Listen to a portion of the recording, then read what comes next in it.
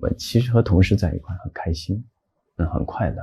所以其实也都还好。武侠和中国的传统武术，包括传统文化都密不可分。你作为演员，你觉得你能够在传播和传承中国的传统武术和传统文化上发挥怎么样的作用呢？我刚刚也说的，作为演员，仅我自己一个人的力量是很微小的，所以中国传统的文化的传播需要更多的人，我们一起去推动，我们一起去努力它，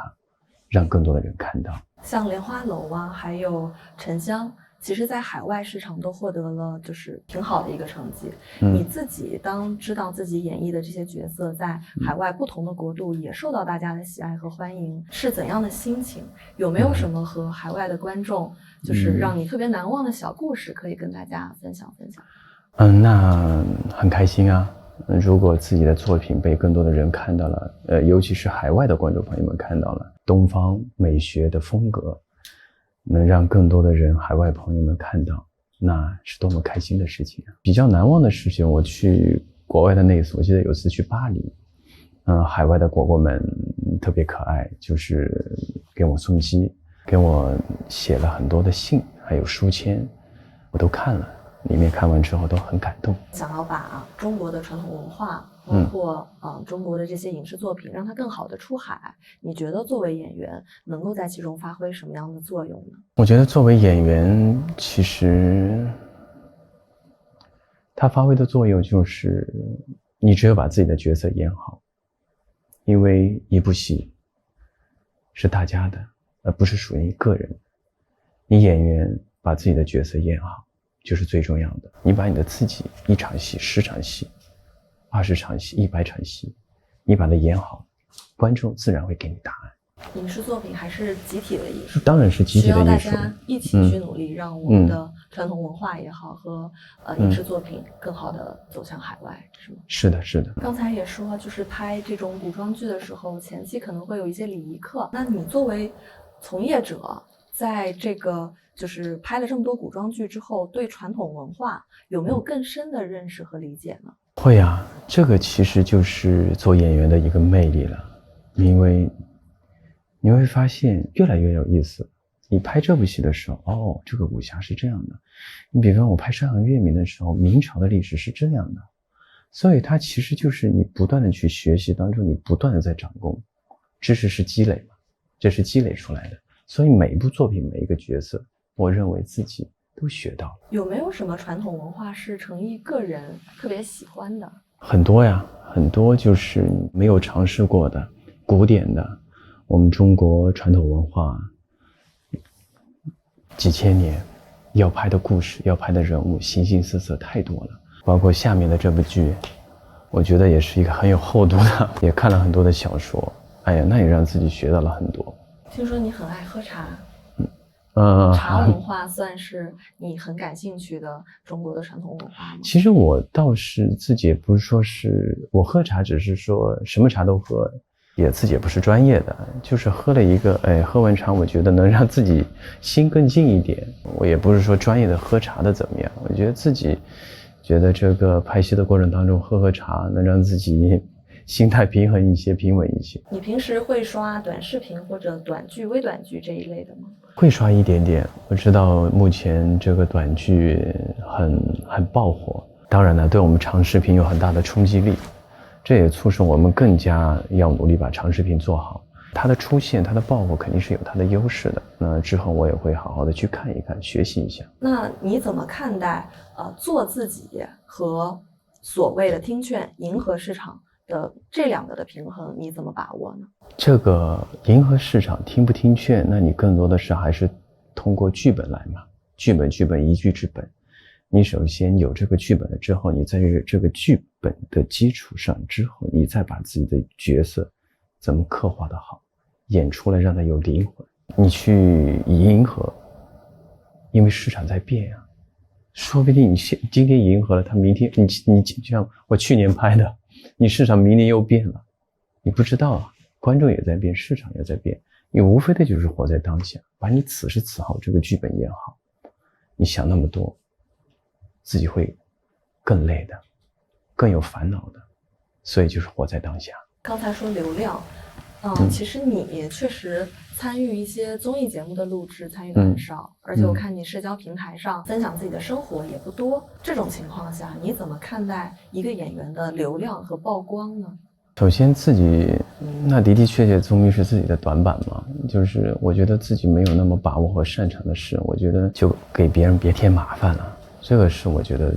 自己为什么不参加综艺的原因。我老是觉得自己真的是给别人添麻烦，老是人家一个游戏别人问1-2次都行，可我是真的头一天排练几个小时，那第二天他可能题目又换了，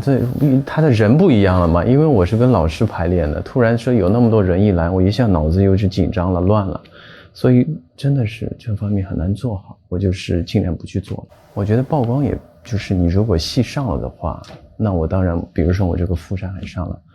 我作为演员肯定希望更多的人看到这部作品啊，因为这里面有很多人的心血啊，里面有那么多的演员，你包括觉得我这部戏不仅我里面也有很多的新人演员，我也希望很多的观众朋友也看到，因为他们都是95后、00后，都是弟弟妹妹，我不知道他们未来会怎么样，他们尽自己最大的努力了，所以看到很多的弟弟妹妹，他们刚拍来戏的时候，小鱼哥，我真的坚持不住了，怎么办？我说，弟弟再坚持一会儿，未来的你肯定会感谢现在的你。所以这个其实拍完这部戏之后，大家也都成为了好朋友，他们觉得哎呀，我这也破了，这也流血了，但是他们成功了呀。所以这个其实就需要更多的年轻人去做。我也希望《富山海》这部戏观众也看到我们这些热血少侠，这些弟弟妹妹们也被更多的人关注到，说不定他们就是江湖下一代的传奇。这是有作品的时候，所以需要曝光。那没有作品的时候，你觉得曝光和热搜对于一个演员来说重要吗？我个人觉得你肯定是其他的话在生活当中尽量少占一点公共资源吧。但是我认为就是说你戏播的时候，我觉得有相对的曝光是好事的，因为一部戏嘛，好不容易播了，肯定希望被更多的人看到。所以你没有流量焦虑吗？这个焦虑也没用啊，你有这个焦虑也没有用，因为这个不是我所能控制的呀。对。你在塑造一些角色的时候，有没有这种偶像包袱，或者说有给自己设定一些什么人设吗？你看到我是什么样子，我就是什么样子，所见即所得嘛。就是戏去塑造一个人物的过程当中都已经很累了，那还要在生活当中去演吗？那不更累吗？那你的偶像是谁？我的偶像是刘德华大哥，他也是一个好的榜样。因为我是入行，包括很多的老师其实都是他的朋友，也和我说刘德华大哥是数十年如一日啊。我说数十年如一日，他能一直坚持做自己做的事情。你看他60多岁了，演唱会还能跳来跳去，还能唱。你包括他身形永远保持都是一个样子，但是你知道他后面付出了多少吗？肯定付出了很多的汗水，是大家不知道而已。但是他从来也没有抱怨过，所以我很佩服他，我也很欣赏他，我一直向他学习，但是欠缺的实在是太多了，因为他是我的榜样。你希望自己的粉丝从你的作品，从你的经历中学到或者说获得什么吗？那更多的是快乐呀。我希望他们看我的作品知道陈毅这个演员更多的是快乐的，我尽量不想给他们带来更多的伤感。那你从粉丝身上有获得什么力量？也是快乐的呀。那我觉得快乐是双向的，我也很快乐，所以非常感谢他们一直以来的对我的支持，让我坚持走到了现在。在你心目中理想的或者说健康的偶像和粉丝的关系应该是什么样的状态？这个状态就是我当然希望他们更多的是爱学习的爱学习，爱工作的爱工作，爱自己的家人，爱自己的朋友。我对他们就是更多的就是戏播的时候来看看我演的戏吧。这种关系其实就是一起成长，对，就是一起成长的关系。因为从我被看到现在，我相信我的果果们他们也成长了，他们也有很多的长大了。包括我也看到很多的戏，他们真的有的是有了家庭啊，有了宝宝啊，有了，我觉得他们看到他们很幸福，过得很好，我觉得好开心哦。真的，他说，哎，我的家庭很幸福，或者我大学毕业了之后找到好的工作，包括我考到一所好的大学，包括我去拍底线的时候，他说，哥哥啊，我看了你的底线啊，但是我真的去考上了法官，哇塞，我说太优秀了吧，你这个觉得作为一个演员，我觉得还有比这个更开心的吗？但是其实会有一些比较极端的一些粉丝现象，像比如说一些畸形的饭圈啊，一些代拍啊，你有没有受到这方面的困扰呢？当然也会有，其实比如说自己的家人、朋友，包括自己也收到短信嘛，也收到一些不太好的短信，但是我作为演员，我得学会去接受呀。虽然会对我私生活有一定的挤压空间，但是呢，我的私生活或者我的生活当中也是比较简单的嘛，所以我觉得这些都还好。所以这8年我也是在做相同的事情，所以对我来说都还好，因为相对比较自己生活也比较简单。你自己也说过少抱怨，多做事。